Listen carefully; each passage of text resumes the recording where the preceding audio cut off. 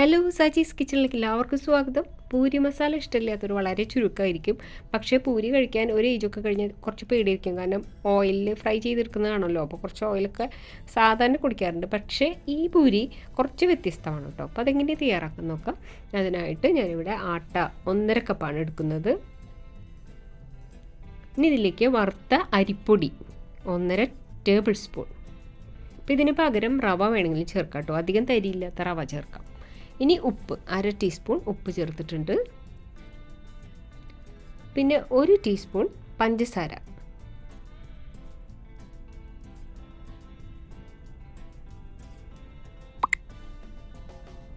ഇനി ഇതിൽ ചേർക്കുന്നതാണ് ഈ സ്പെഷ്യൽ ചേരുവ അജ്വൈൻ. അജ്വൈൻ എന്ന് പറഞ്ഞാൽ നമ്മുടെ അയമോദകം, കാരം സീഡ് എന്ന് പറയും.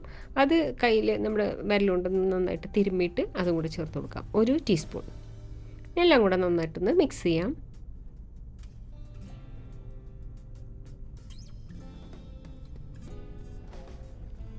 ഈ അജ്വൈൻ ചേർക്കുന്നത് കൊണ്ട് പല ഗുണങ്ങളുണ്ട് കേട്ടോ. അപ്പോൾ ഇതിലേക്ക് ഇനി വെള്ളം കുറേശ്ശെ ചേർത്ത് വേണം കുഴയ്ക്കാനായിട്ട്. സാധാരണ ചപ്പാത്തി പോലെ അത്ര സോഫ്റ്റ് ആവേണ്ട ആവശ്യമില്ല. കുറച്ച് നമ്മുടെ കുഴച്ച് കഴിയുമ്പോൾ കുറച്ച് ടൈറ്റായിട്ടുള്ള ഒരു മാവായിരിക്കണം. അപ്പോൾ കുറേശ്ശെ ആദ്യം കുറച്ച് ചേർത്തിട്ട് ആ മാവൊന്ന് നനച്ചെടുക്കാം. അതിനുശേഷം പിന്നെ ഇതുപോലെ കുറേശ്ശെ ചേർത്ത് ആ ഒരു കുറച്ച് കട്ടിയിലുള്ള മാവ് തയ്യാറാക്കാം. അയമോദകം ചേർക്കുന്നതിൻ്റെ ഗുണങ്ങൾ, അത് ഡൈജഷന് ഭയങ്കരമായിട്ട് ഹെൽപ്പ് ചെയ്യും. പിന്നെ ഈ ഫ്രൈഡ് ഐറ്റംസ് ഒക്കെ കഴിക്കുമ്പോൾ ചിലവർക്ക് ഭയങ്കര ഗ്യാസും അസിഡിറ്റിയൊക്കെ ഉണ്ടാവും. അപ്പം അതിന് ഈ അയമോദകം ചേർക്കുന്നത് നല്ലതാണ്. അത് കുറഞ്ഞു കിട്ടും. പിന്നെ മണവും രുചിയും കൂടും. ഭയങ്കര ടേസ്റ്റാണ്. അതൊരു പ്രത്യേക ഒരു ടേസ്റ്റാണ് അയമോദകം ചേർത്തിട്ടുള്ള പൂരി കഴിക്കുമ്പോൾ. ചപ്പാത്തി ഉണ്ടാക്കുമ്പോഴും നമുക്കത് ചേർക്കാം. ഞാനിവിടെ ഒരു 1/4 കപ്പ്, 1 കപ്പ് വെള്ളം എടുത്തിരുന്നു. ഏകദേശം ഒരു 1/4 കപ്പ് വെള്ളം ചേർത്തിട്ടുണ്ട്. നന്നായിട്ട് കുഴച്ചെടുക്കണം കേട്ടോ. മാവ് കുറച്ച് ഇങ്ങനെ ടൈറ്റായിട്ട് ഇരിക്കുന്നതുകൊണ്ട് കുറച്ച് ഫോഴ്സ് എടുത്തിട്ട് വേണം കുഴയ്ക്കാനായിട്ട്. നന്നായിട്ട് തേച്ച് കുഴച്ച് അത് കവർ ചെയ്ത് ഒരു 15 തൊട്ട് 20 മിനിറ്റ് വരെ, അല്ലെങ്കിൽ ഒരു അരമണിക്കൂറായാലും കുഴപ്പമൊന്നുമില്ല, ഒന്ന് കുതിരാനായിട്ട് മൂടി വയ്ക്കാം.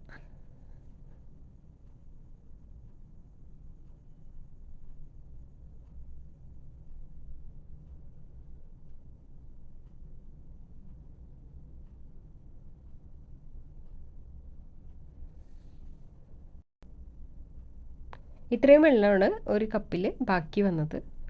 ഏകദേശം ഒരു 1/4 കപ്പ് വെള്ളം എടുത്തിട്ടുണ്ട്. ഇനി ഇത് മൂടി വയ്ക്കാം. ഞാനൊരു 20 മിനിറ്റ് വെച്ചിട്ടുണ്ടായിരുന്നു. മാവ് കുതിർന്ന് ഓക്കെ ആയിട്ടുണ്ട്. ഒന്നുകൂടെ ഒന്ന് കുഴച്ചെടുക്കാം. അതിനുശേഷം ആവശ്യമുള്ള വലിപ്പത്തിനുള്ള ഉരുളകളാക്കാം. അപ്പോൾ ചെറിയ വട്ടത്തിലുള്ള സാധാരണ നോർമൽ പൂരിയാണെങ്കിൽ ആ ഒരു വലിപ്പത്തിൽ, ഒരു നെല്ലിക്ക വലിപ്പത്തിൽ ഉരുളകളാക്കാം. അല്ല ഇനി വലിയൊരു പൂരി ഒരു ചപ്പാത്തി പോലെ പരത്തിയിട്ട് കട്ട് ചെയ്ത് പല ഷേപ്പിലാക്കി എടുക്കുകയാണെങ്കിൽ ആ ഒരു വലിപ്പത്തിന് ഉരുളകളാക്കാം. ആദ്യം ഞാൻ വിചാരിച്ചു ചെറിയ സാധാരണ പൂരി പോലെ തന്നെ തയ്യാറാക്കാം, ചെറിയ ഉരുളകളാക്കി എടുക്കാമെന്ന് വിചാരിച്ചു. പിന്നെ അത് സമയം കുറച്ചെടുക്കുമല്ലോ ഓരോന്നോരോന്ന് പരത്തിയെടുക്കുമ്പോൾ. ഞാൻ വിചാരിച്ചു ഒരു 4-5, അതായത് ഈ ചെറിയ ഉരുളകൾ ഒരു 4-5 എടുത്ത് ഒറ്റൊരു പീസായിട്ട് വലിയൊരു ചപ്പാത്തി പോലെ പരത്തിയിട്ട് കട്ട് ചെയ്തിട്ട് എടുക്കാമല്ലോ. അങ്ങനെയാണെങ്കിലും പൂരി സെയിം തന്നെയാണ്, ഷേപ്പിലൊരു വ്യത്യാസം ഉണ്ടാവുമെന്ന് മാത്രമേ ഉള്ളൂ. നമുക്ക് ഏത് ഷേപ്പായാലും കുഴപ്പമൊന്നുമില്ല. നിങ്ങൾ ചെയ്യുമ്പോൾ അത് സാധാരണ വട്ടത്തിൽ തന്നെ ചെയ്തോളും. തിരക്കുള്ളവരാണെങ്കിൽ മറ്റേ ഐഡിയ എടുക്കാം. അപ്പോൾ പൊടി ഇടുമ്പോഴും അധികം പൊടി വിതറരുത്. ആവശ്യത്തിന് മാത്രം, അതായത് ഒട്ടിപ്പിടിക്കുന്നത് തോന്നുമ്പോൾ മാത്രം അല്പം പൊടി വിതറാം. അതുപോലെ അധികം തിന്നാക്കി പരത്തരുത്, അധികം കട്ടിയാവാനും പാടില്ല. ഇനി ഇത് ഈ പിസ്സ കട്ടർ വെച്ചിട്ട് 2 വര അങ്ങോട്ടും ഇങ്ങോട്ടും വരച്ചാൽ 4 പീസ് കിട്ടി. അപ്പോൾ ഇതാണ് എളുപ്പം. പിന്നെ ഷേപ്പ് പൂരി എന്ന് പറയുമ്പോൾ എല്ലാവരുടെ മനസ്സിലും വട്ടത്തിൽ ആ ഒരു ഷേപ്പാണല്ലോ. അപ്പോൾ അതുകൊണ്ടുള്ളൊരു വ്യത്യാസം മാത്രം. അതുപോലെ ഞാൻ ഈ മാവിൽ ഓയിലൊന്നും ചേർത്തിട്ടില്ല. മിക്ക ആൾക്കാരും അങ്ങനെ ചെയ്യും, മാവിൽ ഓയിൽ ചേർക്കും. അപ്പോൾ ടേസ്റ്റൊക്കെയാണ്, ഓൾറെഡി ഓയിലിലാണ് പൊരിക്കുന്നത്. പിന്നെ അതിൻ്റെ കൂടെ വീണ്ടും ഒരു ഓയിൽ വേണ്ടാന്ന് കരുതിയിട്ട് ഞാൻ ചേർത്തിട്ടില്ല. ചേർക്കണമെന്ന് തോന്നുന്നവർക്ക് ചേർക്കാം. ചേർക്കുമ്പോൾ ഒരു ടേസ്റ്റൊക്കെ കൂടും. ഒരെണ്ണം ഞാൻ ഇങ്ങനെ ഒരു 6 പീസായിട്ട് കട്ട് ചെയ്തിട്ടുണ്ട്. ആവശ്യത്തിനുള്ളത് ആയിട്ടുണ്ട്. ഇനി ഇത് ഫ്രൈ ചെയ്തെടുക്കാം.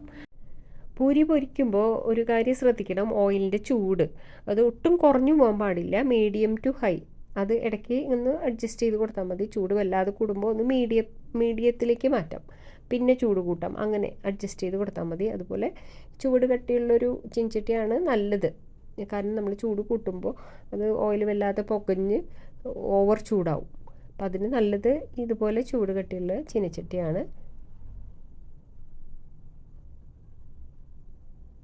കണ്ടോ, നല്ല ബോൾ പോലെ പൊങ്ങിയിട്ടുണ്ട്. ഇനി അഥവാ അങ്ങനെ ബോളാവുന്നില്ലെങ്കിൽ അത് ഇട്ട ഉടനെ നമ്മൾ ആ അരിപ്പക്കയിൽ വെച്ചിട്ട് ഒന്ന് തട്ടിക്കൊടുക്കുക, അല്ലെങ്കിൽ മേലെ ഒന്ന് ഇങ്ങനെ ഇത്തിരി ഓയിലൊന്ന് ഇങ്ങനെ തട്ടിയാൽ മതി. അത് തന്നെ നല്ല ബോൾ പോലെ പൊങ്ങി വരും. എപ്പോഴും ഇങ്ങനെ ചൂട് കൂട്ടി വെച്ചിട്ട് ഫ്രൈ ചെയ്യരുത്, കാരണം അപ്പോൾ ശരിക്കും അങ്ങോട്ട് മൊരിഞ്ഞ് കിട്ടില്ല. മൊരിഞ്ഞ് കിട്ടണമെങ്കിൽ ഒന്ന് ഇടയ്ക്ക് ചൂട് കുറയ്ക്കാൻ മീൻസ് മീഡിയത്തിലേക്ക് മാറ്റണം, പിന്നെ ഹൈ, അങ്ങനെ ചെയ്യണം.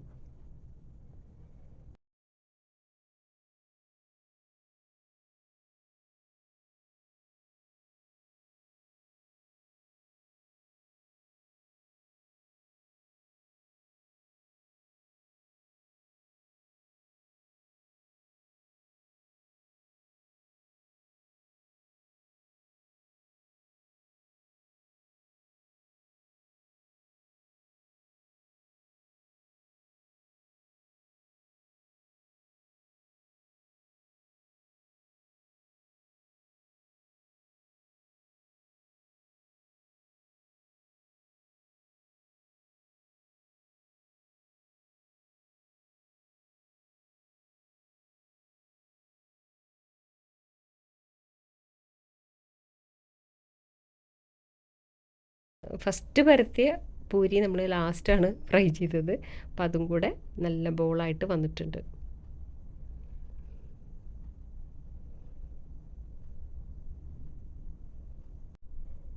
ഇതിൻ്റെ കോമ്പിനേഷനായിട്ട് പല കറികളുണ്ട്, പക്ഷേ ഏറ്റവും ബെസ്റ്റായിട്ട് എനിക്ക് തോന്നിയിട്ടുള്ളത് ഈ ഉരുളക്കിഴങ്ങ് മസാലയാണ്.